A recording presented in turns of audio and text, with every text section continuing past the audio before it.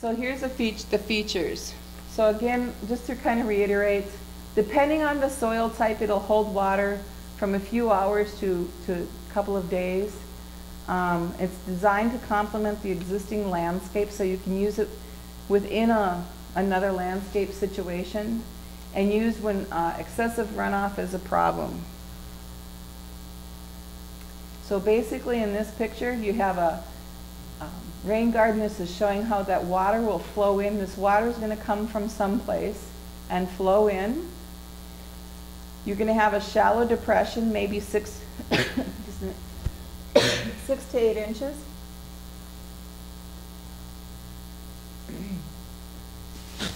And depending on the soil, that's the parent soil or the permanent soil, you might need to replace some soil or add some amendments. It just depends on what's going on there. Typically, what I do is, if it's sandy type soil in this, if the parent soil is sandy soil, I might add some compost to the top 6 to 8 inches, and that'll help retain moisture and also add some nutrients.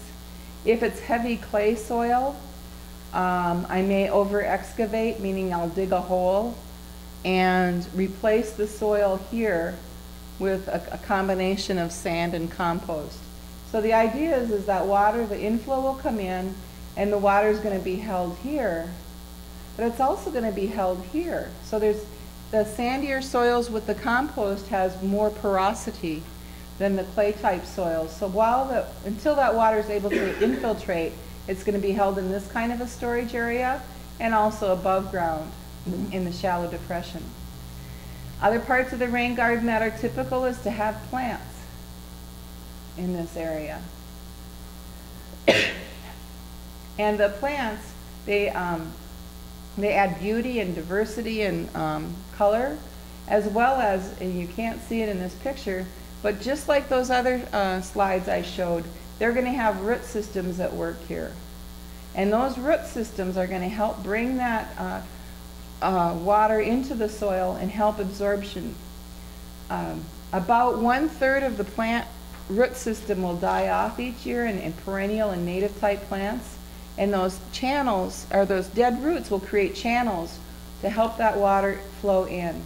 So even if this were like a clay soil, once those roots start breaking into the clay, they're creating little channels to help that water absorb. And then also the other important function here, I guess it doesn't show right there, but that's, is we typically have an area where there's an overflow area.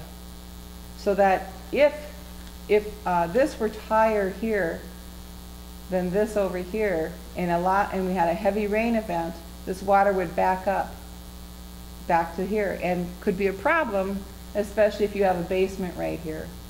And you could basically, you don't want to be creating areas where you're going to flood a basement or create other problems. So you need to be sure that you have an overflow area.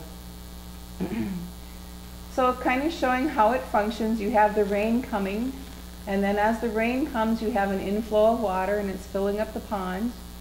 And as that pond gets filled, then it starts to be absorbed into that holding area, and then eventually deeper absorption into the soil. And then also the other thing we talked about earlier too is about how plants' roots will absorb water and bring that water back up into the atmosphere. So when you're recharging groundwater, there will be underground streams here, perhaps, that you're basically using the soil to filter and clean up the water. The plants will help absorb nutrients and break down pollutants, and then that water enters the underground water table, and then if through underground streams or springs, as that water enters the lake, it's virtually clean, versus water entering overland, bringing with it pollution, nutrients, debris, cigarette butts, you name it.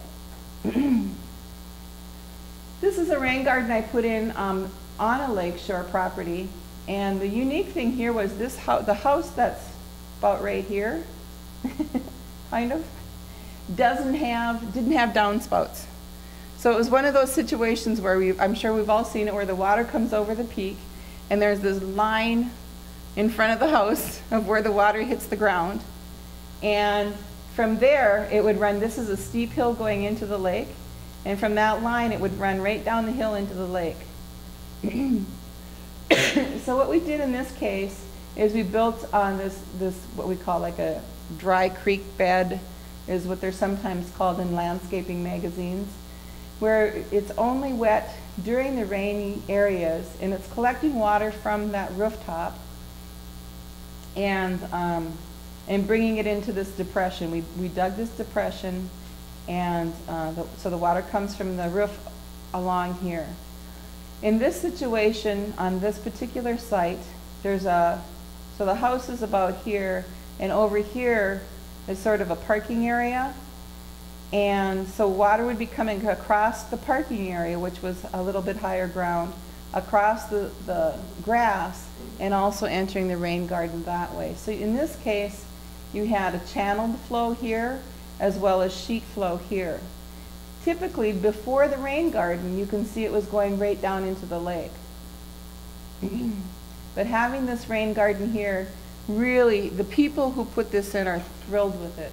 It really reduced the amount of water flowing over the top of the land and helped to reduce erosion that was happening. You can't see it in this picture, but right about here, there's this area where it got steep real fast, and it reduced the erosion happening on that area completely by having this rain garden up.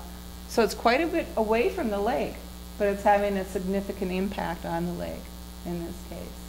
The other thing I want to point out about this slide is that this is an area that's fairly shady. So the types of plants we chose were primarily some sedges, some ferns, some shade-loving flowering plants, as well as some shade-loving shrubs. And then our overflow, the last piece on this one, is the overflow for this one was really easy. All we had to do is make it go into the woods, which was a little bit lower right over here. So that was a real fun and a real successful site. Another way, and I just wanted to point this out because another way to get water is from downspouts. And that's all I'm really showing here, is that you can have a downspout, for example, from this house and a downspout from this house. And so you might pick a location such as this. And this is nothing about size or anything, but you know, having it so that it's capturing water from downspouts. And then lastly on this slide, and this is pretty common in lake areas too, where the road might be the place where the water is gathered, and a lot of times it'll go down a road someplace, maybe even collecting it from several different houses, different residences, and then someplace along the line it's ending up in the lake. Well, here in this situation, this isn't a driveway. A speed bump was installed to redirect the water, so it's going to come down the driveway, hit the speed bump, and then come over to this area. This is the beginning of the rain garden. The rain garden is actually quite bigger here. The reason also to show this is that a lot of times in situations like this where you're going to have high influxes of water, is you might need to have some rock or some kind of what we call an armor there to slow the water and absorb some of the shock. Otherwise you're going to get scouring happening.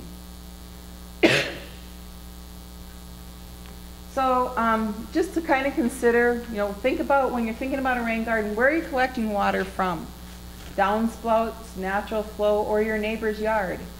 And that's in this situation, you know, you may need to consider, well, if this house is building the rain garden, they might have water coming off their neighbor's house, traveling across the land, and ending up over in, if this is the lower spot, you know, it may be coming from there as well. So it's not, you know, you need to think about what's the topography like? Where's the water going to come from? Or am I simply going to collect from a downspout and have it go into a rain garden?